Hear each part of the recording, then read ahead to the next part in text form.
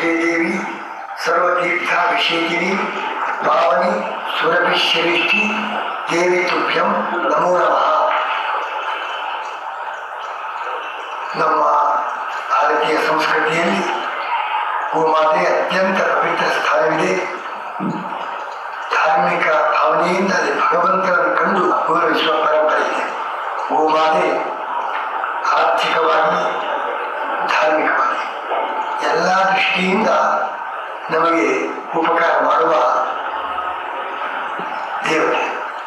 ಅದರ ಜೊತೆಗೆ ಕೃಷಿ ಪ್ರಧಾನವಾದ ಈ ರಾಷ್ಟ್ರದಲ್ಲಿ ಗೋರಕ್ಷಣೆ ಆದಾಗ ಮಾತ್ರ ಆರ್ಥಿಕ ಸಮೃದ್ಧಿಯಾಗಲು ಸಾಧ್ಯ.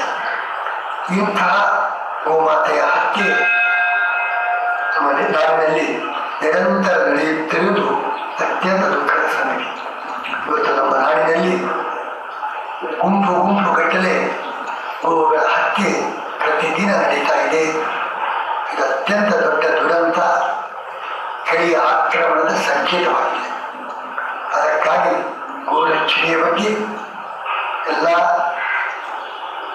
ಧಾರ್ಮಿಕ ಪೀಠಾಧಿಪತಿಗಳು, ಸಮಾಜದ ಜನತೆ ಎಲ್ಲರೂ ಕೂಡ ಗೋರಕ್ಷಣೆ ರಾಷ್ಟ್ರ ಹಿತದೃಷ್ಟಿಯಿಂದ ಅತ್ಯಂತ ಅವಶ್ಯಕ ಎಂಬುದಾಗಿ ಗೋರಕ್ಷಣೆಯ ಪ್ರಯತ್ನ ನಡೆಸಬೇಕಾಗಿದೆ.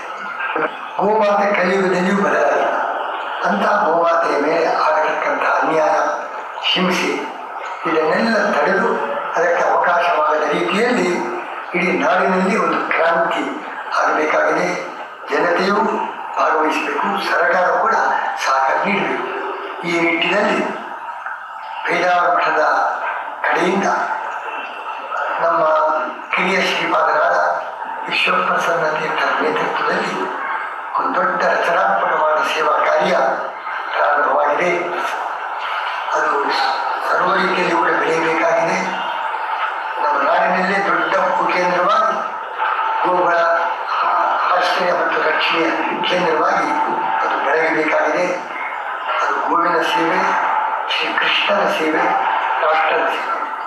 ಈ ದೃಷ್ಟಿಯಿಂದ ಎಲ್ಲ ಜನರು ಕೂಡ ಆ ಗೋಕೇಂದ್ರದ ಅಭಿವೃದ್ಧಿಯ ಬಗ್ಗೆ ಗೋವರ್ಧನ ಗಿರಿ ಟ್ರಸ್ಟ್